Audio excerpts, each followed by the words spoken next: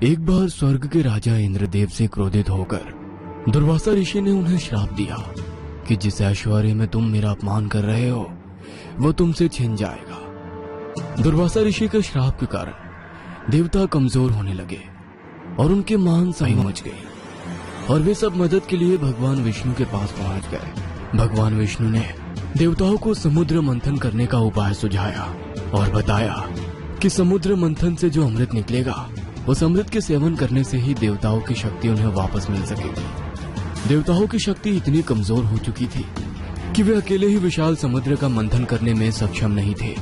ऐसे में देवताओं ने राक्षस के राजा बलि से मदद मांगी। राजा बलि ने इस शर्त पर मदद करने के लिए सहमति दी कि समुद्र से निकलने वाला अमृत में आधा हिस्सा राक्षसों को भी दिया जाएगा। समुद्र मंथन शुरू हुआ और मंथन में अमृत से पहले भयानक तेज वाला विष निकला। उस विष का पान करना राक्षस या देवता किसी के भी बस का नहीं था। विष के तेज से ही देवता और असुर मूर्छित होने लगे थे। इसलिए उस विष को पीने के लिए भगवान शंकर प्रकट हुए और उन्होंने विष को अपने कंठ में धारण कर लिया। विष को ग्रहण करते समय विष की एक बूंद राक्षस कली के ऊपर भी गिर गई, जिसके कारण उसका शरीर समाप्त हो गया। इसके बाद मंथन फिर से शुरू हुआ, जिसके परिणाम स्वरूप समुद्र से अमृत निकला। उस अमृत के निकलते ही देवता और असुरों में छीना झपटी शुरू हो गई। उसी छीना झपटी में अमृत की कुछ बूंदें धरती पर गिरी, जिसमें से एक बूंद राक्षसी कली के ऊपर भी गिरी। अमृत के स्पर्श से उसका शरीर वापस जीवित हो गया, किंतु वह भौतिक रूप में नहीं आ सका। अमृत के बंटवारे के लिए भगवान विष्णु ने मोहिनी रूप लिया और सारा अमृत छल से देवताओं को पिला दिया। तब से लेकर आज तक कली पुरुष धरती पर विराजमान है। वो अभी भौतिक रूप में नहीं आया है, परंतु वो अपनी शक्तियों से इंसान पर काबू पा सकता है। जितना पाप और गलत कार्य धरती पर बढ़ेंगे, कली पुरुष को उतनी ही शक्ति प्राप्त होगी। जब पाप अपने चरम पर पहुंच जाएंगे, उस समय कली भौतिक रूप में आ जाएगा और इंसानों पर राज करेगा। पाप के चरम पर होने और धरती पर एक असुर के राज करने पर भगवान विष्णु के स्वरूप कल्कि का धरती पर जन्म होगा। इस कहानी की लेखिका है सोनिया सैनी। अपने माथे पर आते पसीने को पोंछकर उसने पीछे मुड़कर देखा। स्ट्रीट लाइट की मध्यम सी रोशनी में उस पतली सी गली के दूसरे छोर तक उसे अपने पीछे कोई दिखाई नहीं दिया, किंतु अंधेरी रात में किसी के कदमों की आहट पिछले 5 मिनट से लगातार उसका पीछा कर रही थी। अनीता नाइट शिफ्ट खत्म करके अपने घर लौट रही थी। उसका घर मेन रोड से अंदर एक संकरी गली में पड़ता था, जहां तक कैब का पहुंच पाना संभव नहीं था। हर रोज की तरह उसने मेन रोड पर कैब रुकवाई और तेज कदमों से अपने घर की ओर बढ़ने लगी। रात के 2 बजे का समय था। हर तरफ गहरा सन्नाटा पसरा हुआ था। अचानक उसे अपने पीछे किसी के कदमों की आहट सुनाई दी। सूखे पत्तों पर किसी के कदमों से आने वाली कड़कड़ की आवाज उसकी नसों में अजीब सा डर भर रही थी। पीछे मुड़कर देख पाने की हिम्मत तो नहीं बची थी, लेकिन फिर भी उसने अपने डर पर काबू पाने के लिए एक बार फिर मुड़कर पीछे देखा। उसके पीछे रात के स्याहे अंधेरे के अलावा और कुछ भी दिखाई नहीं दे रहा था। 2-3 कदम आगे बढ़ाने पर एक बार फिर उसे लगने लगा जैसे कोई उसके पीछे पीछे आ रहा है। डर से उसका पूरा शरीर पसीना पसीना हो गया था। खतरा भांपकर उसने बिजली की सी तेज से अपने बैग की पॉकेट खोली और उसमें रखे स्प्रे की बोतल को निकालकर अपने हाथों में पकड़ लिया। बोतल हाथ में पकड़कर जैसे ही वो आगे बढ़ने को हुई, उसकी आंखों के सामने एक काला सा धुआं फैल गया। यह धुआं इतना घना था कि एक पल को उसे आगे बढ़ने का रास्ता भी समझ नहीं आया। अगले ही पल उस धुएं के पीछे से एक आदमी ने निकलकर एक भारी भरकम हथौड़ा उसके सर पर दे मारा। हथौड़े के उसके सर से लगते ही खून की एक धार सड़क पर बहने लगी। अनीता की आंखें इससे अधिक देखने के लिए खुली ना रह सकी और वो नीचे गिरकर बेहोश हो गई। उस व्यक्ति ने अनीता के सर पर एक के बाद एक दर्जनों प्रहार किए और निर्दयता से उसकी हत्या करने के बाद जोर जोर से हंसने लगा। अचानक ही एक धुएंनुमा आकृति उस व्यक्ति के शरीर से बाहर आई और धीरे धीरे एक विशाल दैत्य का रूप लेने लगी। 2 पल तक वह धुआं यूं ही दैत्य रूप में वहां खड़ा रहा और अगले ही पल वापस हवा में समा गया। अनीता को मारने वाला हत्यारा भी अपना खून से सना हथौड़ा संभालते हुए वहां से भाग निकला।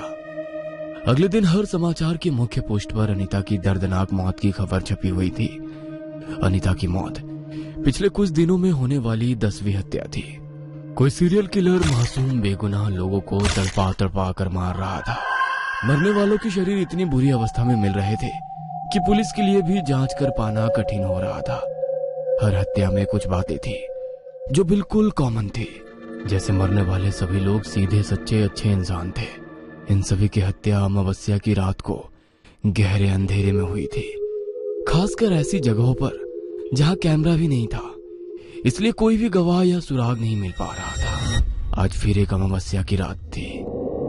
आधी रात को अपने आश्रम से निकलकर एक साधु जंगल की ओर बढ़ा जा रहा था। जंगल के बीचों बीच उसने महसूस किया कि कोई धुआंनुमा आकृति उसका पीछा कर रही है। साधु ने अपनी चाल तेज कर दी और वो जल्दी से वापस अपने आश्रम की ओर मुड़ गया। कुछ दूर चलते ही अचानक एक व्यक्ति उसके ठीक सामने आकर खड़ा हो गया। उसकी आंखें खून की तरह लाल थी। हाथ में चाकू पकड़कर वो क्रोध से साधु की ओर देखने लगा और एक जानवर की तरह उसकी ओर झपटा। साधु श्री नारायण हरि का नाम लेकर उसके हाथ से चाकू छीनने का प्रयास करने लगा। साधु ने अपने हाथों में रुद्राक्ष की माला लपेटी हुई थी। उस माला के स्पर्श होते ही वह हत्यारा बिजली के करंट की गति से उछलकर दूर जा गिरा। अगले ही पल जैसे वह हत्यारा होश में आ गया था, साधु को अपने सामने देखकर वो घबराकर पीछे हटने लगा। साधु की जोर से श्री नारायण हरि की आवाज सुनकर आश्रम में रहने वाले साधु और शिष्य बाहर निकल आए और उन्होंने हाथ में चाकू पकड़े हुए उस व्यक्ति को पकड़कर पुलिस के हवाले कर दिया। सच सच बताओ, आखिर तुमने क्यों इतने सारे लोगों की हत्या की? आखिर उन्होंने क्या बिगाड़ा था तुम्हारा? मैंने किसी को नहीं मारा साहब, मैं तो एक चोर हूँ। एक रात में चोरी करने के बाद शराब के नशे में धूत होकर अपने घर जा रहा था। अचानक ही मुझे ऐसा लगा कि किसी ने मुझे मेरे नाम से बुलाया है। पास जाकर देखा तो वहाँ एक काली सी परछाई दिखाई दे रही थी। उस दिन के बाद मेरे साथ क्या हुआ, मैंने क्या किया, मुझे कुछ नहीं पता साहब। पुलिस को कहानियां सुनाता है? हम तुझे बेवकूफ नजर आते हैं? हाँ, तूने एक दो नहीं पूरे 10 लोगों की इतनी निर्मम तरीके से हत्या की है कि कोई मान ही नहीं सकता ये इंसान का काम है। भोलेपन का नाटक बंद कर, तू तो इंसान कहलाने के लायक भी नहीं है। मैं बस चोर हूँ साहब, मेरी बात का यकीन करो। हत्यारा चीख चीख कर अपनी बेगुनाही की असंभव सी कहानी सुना रहा था, जिसे मानने के लिए कोई भी तैयार नहीं था। हत्यारा मुकेश अभी पुलिस हिरासत में ही था कि पुलिस के पास एक और जुर्म होने की खबर आती है।